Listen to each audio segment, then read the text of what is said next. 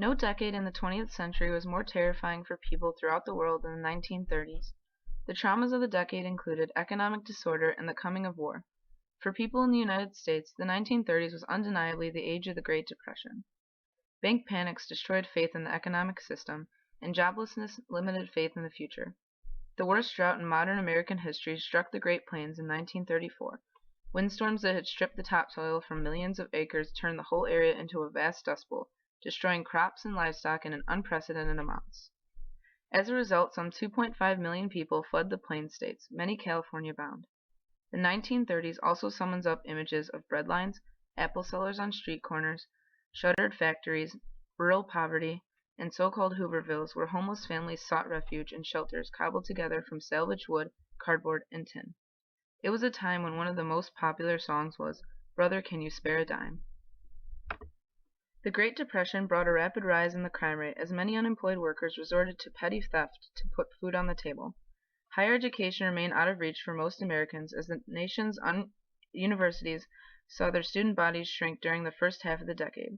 Public spending on education declined sharply, causing many schools to open understaffed or close due to a lack of funds. Marriages were delayed as males waited till they could provide for a family before they proposed. Divorce rates dropped steadily, and rates of abandonment increased since many men had no money for divorce or child support. Birth rates fell sharply as Americans learned about birth control to avoid the added expenses of unexpected children. Popular culture saw new trends as well. Despite the cost of an evening out, 2 out of every 5 Americans saw at least one movie per week. Classic films like Frankenstein and Gone with the Wind debuted during the 1930s. In 1934, Will Hays, head of the Motion Picture Producers and Distributors Association, said that no medium has contributed more greatly to the film than the film to the maintenance of the national morale during a period featured by revolution, riot, and political turmoil in other countries. During the Great Depression, Hollywood played a valuable psychological and ideological role, providing reassurance and hope to a demoralized nation. Why did and does a depressed America go to the movies? Escapism is the answer. People forget their troubles for a couple of hours. Depression films were a modern form of circuses, distracting Americans from their problems, reinforcing older values, and dampening political radicalism. Most films of the Depression years were grounded in the social realities of the time. Radio also flourished as those who owned a radio set before the crash could listen for free. Roosevelt made use of this technology with his periodic fireside chats to keep the public informed. In today's recession, we can also expect to turn to less expensive activities and maybe keep those habits for years. Recessions and depressions, of course, are not good for mental health, but it is less widely known that in the United States and other affluent countries, physical health seems to improve, on average, during a downturn. Sure, it's stressful to miss a paycheck, but eliminating the stresses of a job may have some beneficial effects. Perhaps more important, people may take fewer car trips, thus lowering the risk of accidents, and spend less on alcohol and tobacco. They also have more time for exercise and sleep to tend to choose home cooking over fast food. A generation that grows up in a period of low stock returns is likely to take an unusually cautious approach to investing, even decades later, the paper found. Similarly, a generation that grows up with high inflation will be more cautious about buying bonds decades later. In other words, today's teenagers stand less of a chance of making foolish decisions in the stock market down the road. They are likely to forego some good business opportunities, but also to make fewer mistakes, as were the teenagers of the 1930s. When all is said and done, something terrible has happened in the United States economy, and no one should wish for such an event. But a deeper look at the downturn and the social changes it brought shows a more complex picture. The Depression changed many social aspects for the better, that we can even see ourselves today. Politically, the Great Depression instigated many changes that have had the greatest impact and influences on the United States. The political changes provoked by the Great Depression have the greatest impact on modern life. Franklin Delano Roosevelt, the president during the Great Depression, was the engineer of the political train pushing onto this frontier of the role of government. After the Great Depression, the responsibilities of the federal government were forever changed. The program dubbed the New Deal was set forth by Roosevelt to aid in the recovery from the Depression. The bureaucracies and programs created by the New Deal forever changed the role of government, and their impacts are still being seen today. For instance, one of the most heated debates of modern politics can arise from mentioning Social Security. This notorious program was created during the Great Depression so that the few that had jobs could help aid the elderly and the unemployed.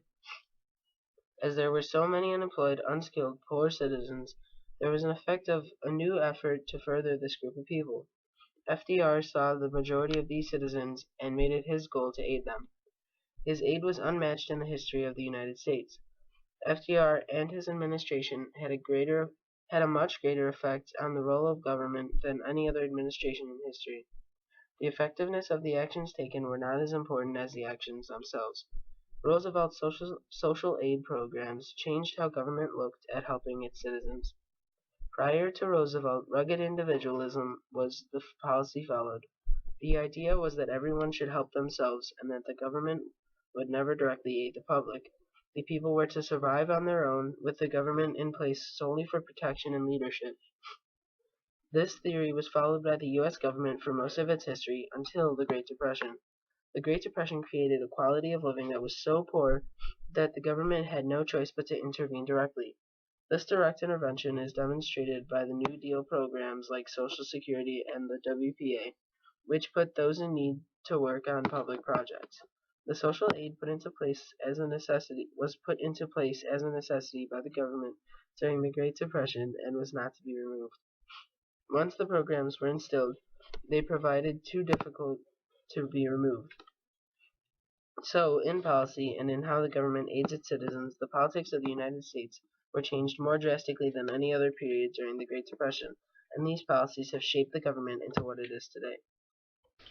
The writing that was produced during the Great Depression was just a response against the difficult times that the nation had to face. Writers voiced their concerns, or at least they tried to, since writers weren't usually paid for what they did. Given that the country's in a giant recession, that just makes things even worse.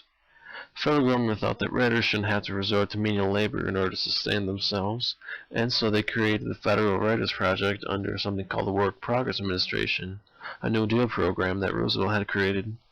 This program allowed authors who had no other outlet to write an opportunity to begin their career by performing important tasks, preserving U.S. history. The federal writers went around the country and recorded a whole lot of information regarding troubles people face now and other suffering they had to go through before.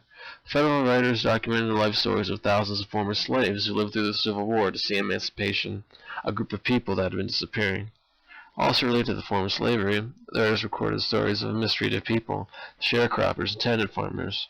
These people were abused by their landlords and forced to live in perpetual debt and suffering. These historians had done the country a great favor, because many of the stories we know now about the Depression and a lot of other areas in the United States would be lost to history had these writers not been employed to record the past. Of all the authors who had participated in the Federal Writers Project, there was definitely any person known better than John Steinbeck.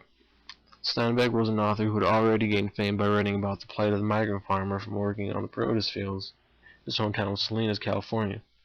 During the time he was with the project, he had covered the migration of farmers that had occurred because of the Dust Bowl.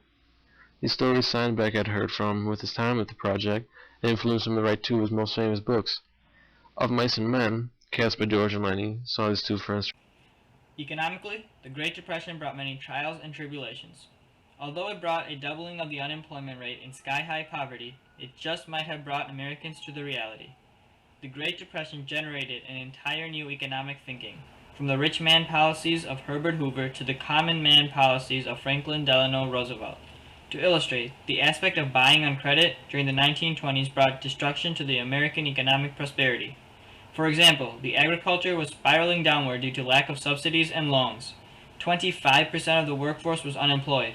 Government spending was decreased, which resulted in lack of construction. All these failures created America's economic theory as of today. For example, government intervention may be at its highest point with the Obamacare bill, Social Security, to No Child Left Behind. Current America's form of government intervention stems from the visions of FDR.